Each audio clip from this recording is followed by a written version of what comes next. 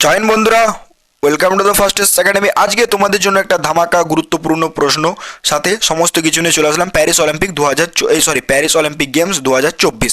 আজকে দেখো, শুরু করার আগে আমি কিছু কথা বলতে চাই, এইটুকু টাইম তোমাদের কাছ থেকে আমি নিয়ে নিতে চাইছি, ঠিক আছে? দেখো, প্রথম কথা হচ্ছে আমাদের কি করতে হবে। দেখো, আমি প্রশ্ন এখানে করে দিচ্ছি, প্রশ্ন করার সাথেও মেন জিনিস একটু ডিটেলস পড়তে হবে। আমি রিয়েলিটি বুঝি, অ্যাসপিরেন্ট আমি একজনও, তো আমি রিয়েলিটির সাথে তোমাদেরকে বলছি যে এই কটা প্রশ্ন পড়লে হবে না। তোমরা যে কোনো এক্সাম পড়ো ভাই, অগ্নিবীর মানেও ছেলে খেলা না। এসএসসি সিজিএল বলো, এসএসসি জিডি বলো, এসএসসি সিএইচএসএল বলো, এসএসসি এমটিএস বলো, যে কোনো এক্সাম তোমরা বলো, শুধু এই কটা প্রশ্ন পড়লে হবে না। এটা হচ্ছে বাস্তব রিয়েলিটি ভাই। তাই তোমাদেরকে কি করতে হবে, আমাদের এই প্রশ্নগুলো করার পরে তোমাদেরকে ডিটেলস পড়তে হবে, একটু ডিটেলস। তোদের ডিটেলস মানে প্রশ্নগুলোর সাথে একটু ডিটেলস তোমরা অ্যাড করে নেবে, ব্যাস 100% আমি গ্যারেন্টি দিচ্ছি যে এই টপিকটা তোমার কভার হয়ে গেলে। এর বাইরে একটা প্রশ্ন আসবে না, এটুকু আমি বলতে পারি। বাট এটা আমি বলবো না যে যেই প্রশ্নগুলো করাবো সেটা পড়লে তোমার 100% কভার হয়ে যাবে।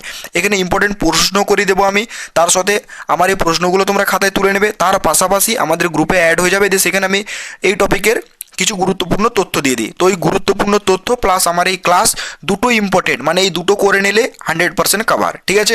আশা করছি বুঝতে পেরেছো। তো গ্রুপে ভাই সবাইকে রিকোয়েস্ট আমার যে সবাই গ্রুপে অ্যাড হয়ে যাবে, ঠিক আছে? আশা করছি বুঝতে পেরেছো। বুঝতে না পারলে কমেন্টে করবে, আমি সবার কার রিপ্লাই দিই ভাই। এই ছিল কথা, আর কিছু বলতে চাই না। চলো তাহলে ক্লাস শুরু করা যাক। দেখো, প্রথমেই আমাদের একটা ধামাকা কোশ্চেন্স কি এসছে দেখো, প্যারিস অলিম্পিক, ঠিক আছে না? প্যারিস অলিম্পিক 2024 গেমসের সরকারি যে ম্যাসকট কোনটি ছিল? তাহলে ম্যাসকট কোনটি ছিল বলতে পারবে তোমরা? এটার অ্যান্সার হয়ে যাচ্ছে অলিম্পিক ফ্রেজ। তাহলে এটার অ্যান্সার কি হচ্ছে? Olympic phrase. তাহলে এটার অ্যান্সার হয়ে যাচ্ছে আমাদের অপশন বি ভাই। চলো পরবর্তী কোশ্চেন্সে যাওয়া যাক। এরপরে দেখো আমাদের পরবর্তী কোশ্চেন্স কি বলেছে, 2 নম্বর কোশ্চেন্স, প্যারিস অলিম্পিক 2024 গেমস এর মূল স্লোগান কি ছিল? প্যারিস অলিম্পিক 2024 গেমসের মূল স্লোগান কি ছিল? তাহলে এটার অ্যান্সার কী হয়ে যাবে বলো? এটার অ্যান্সার হয়ে যাবে আমাদের option B, games wide open. তাহলে এটার অ্যান্সার হয়ে যাচ্ছে আমাদের অপশন বি। আর বাকি কথা ক্লাসে বলতে থাকবো, চাপ নেই। 3 নম্বর কোশ্চেন কি বলেছে দেখো, প্যারিস অলিম্পিক 2024 পদক তালিকায় কোন দেশ প্রথম স্থান অধিকার করেছে? তাহলে কোন দেশ প্রথম স্থান অধিকার করেছে? মার্কিন যুক্তরাষ্ট্র। তাহলে এটার অ্যান্সার কি হচ্ছে? এটার অ্যান্সার হচ্ছে আমাদের অপশন বি। চলো পরবর্তী কোশ্চেন্সে যাওয়া যাক। এরপর দেখো 4 নম্বর কোশ্চেন কি বলেছে, প্যারিস অলিম্পিক 2024 গেমসে জয়ী প্রথম ভারতীয় মহিলা কে? তাহলে প্যারিস অলিম্পিক 2024 গেমসে একসাথে দুটি পদক জয়ী প্রথম ভারতীয় মহিলাকে তোমরা বলবে।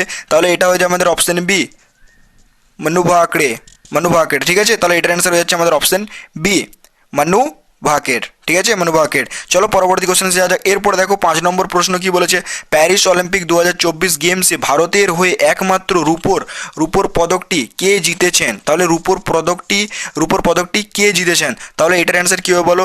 5 নম্বর অ্যান্সারটা হয়ে যাবে আমাদের অপশন সি, নীরজ চোপড়া। তাহলে এটার অ্যান্সার হচ্ছে আমাদের অপশন সি। চলো পরবর্তী কোশ্চেন্সে যাওয়া যাক। এরপর দেখো পরবর্তী কোশ্চেন্স কি বলেছে, 6 নম্বর প্রশ্ন, প্যারিস অলিম্পিক 2024 গেমসে কোন নতুন খেলাটি প্রথমবার অন্তর্ভুক্ত করা হয়েছে?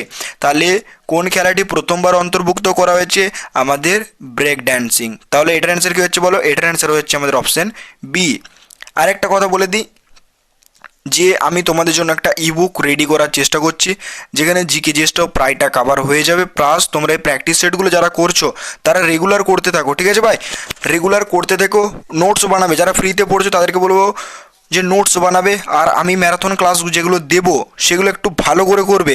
তার সাথে সাথে আমি তোমাদের জন্য একটা ইবুক রেডি করছি, সেখানে ডিটেলস প্রশ্ন কিছু থাকবে, ঠিক আছে? সেইগুলো করলে আমি বলতে পারি প্রায় তোমাদের ডান হয়ে যাবে, আর চিন্তা করতে হবে না ভাই, ঠিক আছে? আশা করছি বুঝতে পেরেছো। এরপর দেখো 7 নম্বর প্রশ্ন কি বলেছে দেখো, প্যারিস অলিম্পিক 2024 সমাপনী অনুষ্ঠানে ভারতের পতাকা বহনকারী কারা ছিলেন? তাদেরকে যে ইবুকটা দেবো সেটা করলে তোমাদের প্রায় ডান হয়ে যাবে, ঠিক আছে?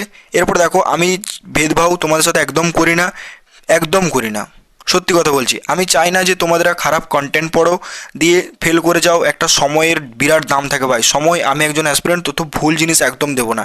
ওই প্রশ্নগুলো করে যাবে, প্রশ্ন আমি দেবো, PYQ করে নেবে, ভালো ফল পাবে। PYQ করার পরে তোমরা বুঝতে পেরে যাবে, ঠিক আছে? তো এর থেকে বেশি কিছু আমি বলতে পারবো না, আর আমি তোমাদের ক্ষতিও চাইবো না। পেড ব্যাচ ডিটেলসে পড়ানো আছে, প্রচুর ডিটেলস। এটা হচ্ছে পেড ব্যাচ, আর এটা হচ্ছে আমাদের অনলাইনে প্রশ্ন আকারে একটা ইবুক রেডি করছে যেটা তোমাদের কাজে দেবে, ঠিক আছে। তাহলে এটার অ্যান্সার কী হচ্ছে, এটার অ্যান্সার হচ্ছে আমাদের অপশন এ। আশা করছি ভাই আমার কথাগুলো সবাই বুঝতে পেরেছো, ঠিক আছে।